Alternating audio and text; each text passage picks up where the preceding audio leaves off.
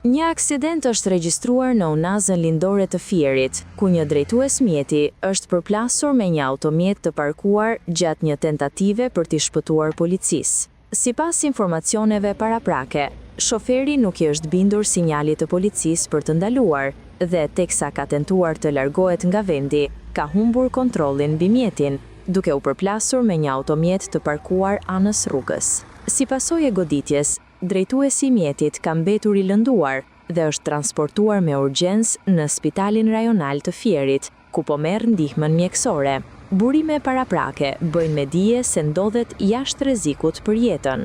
Menjëherë në vendngjarje kanë mbërritur shërbimet e policisë, forcat zjarfikse dhe grupi hetimor, të cilët po punojnë për sqarimin e plotë të rrethanave dhe dinamikës së aksidentit. Ndërkohë, pas marrjes së ndihmës mjekësore, drejtuesi i automjetit pritet të shoqërohet në komisariat për veprime të mëtejshme procedurale.